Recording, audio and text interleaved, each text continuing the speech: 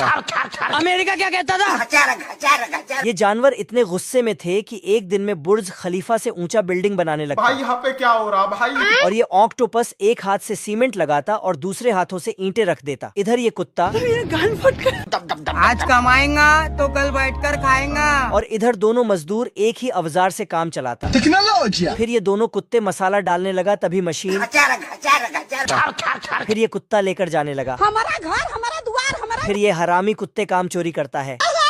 फिर ये चुरकुट कुत्ता काम के समय सो रहा है। लेवल सबके निकलेंगे। और ये कुत्ता सोते सोते तभी साला गबरू घर के चारों ओर गड्ढा करके पानी डालने लगा। फिर दिमाग बाप को भेज, तेरे बस की बात। फिर गबरू बैठ गया। तभी सारा दिमाग केन के डिब्बे में बैठकर पार हो गया और गबरू गिलास को देख लो भाई। नो। फिर हरामी दिमाग सारे फर्नीचर को। अरे बस कर भाई। तभी भुक्कड़ दिमाग कुर्सी को भी गटक जाता और ये हरामी दिमाग घर को करने लगता। रुक जा। सारे दिमाग खा पी के बहुत मजा आ रहा है यहाँ पे। तभी साला गबरू दिमाग के डर से लोहे का घर बनाने लगता। फिर दिमाग घर के लेकिन घर खा नहीं पाता। अरे मुझे चक्कर। उस तरह में धार इतना था कि बाल के 6 टुकड़े हो जाते हैं। लेकिन जब मंगरू का दाढ़ी छिलने गया तो उल्टा उस तरह का धार ही छिल जाता है। अब देख तू। तो गबरू छेनी हथौड़ी से मंगरू का दाढ़ी छिलकर चिकना बना देता है। फिर पंखा लगाकर मंगरू का बाल काटता है और बाल में कंघी करके मंगरू को हीरो बना देता है। अच्छा। लेकिन एक बाल अलग ही जोश में खड़ा हो जाता है। उसे किसी तरह बिठाता है लेकिन हर बार खड़ा हो जाता है। अब तू गया बेटा। तो उसे पिस्तौल से उड़ा दिया। ये सब क्या देखना पड़ रहा है? मंगरू का दाढ़ी और बाल बनते ही गबरू का नंबर आता है। मंगरू वादा करता है कि सबसे अलग दाढ़ी बनाऊंगा। सिस्टम पार देंगे। फिर मंगरू गबरू पे खींच के कपड़ा बांधता है और उसके जीभ से उस तरह का धार बढ़ाता है।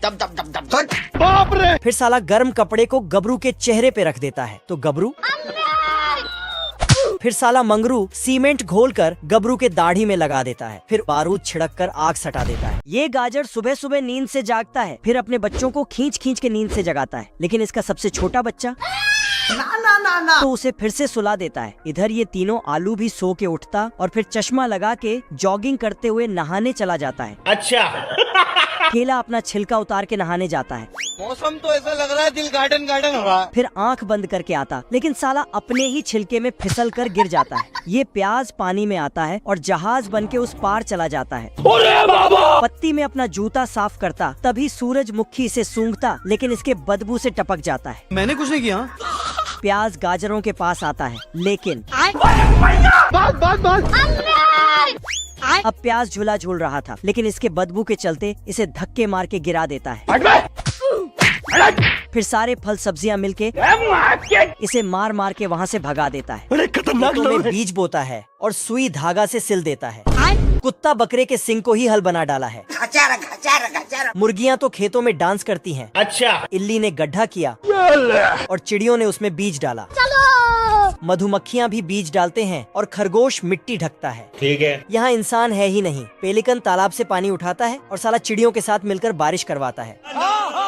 बारिश होते ही अचानक फसल बड़े बड़े हो जाते हैं और साला तुरंत उसमें मकई आ जाता है। ये टमाटर भी कुछ ही सेकंड में बड़े होके पक जाता है, बिल्कुल 5G के स्पीड जैसा। बवाल चीज है बे। बकरी आती है और मकई तोड़ के ले जाती है। खाया क्यों नहीं? 2 कालू बतख तरबूज ले जा रहा है लेकिन अपने पेट में भरकर।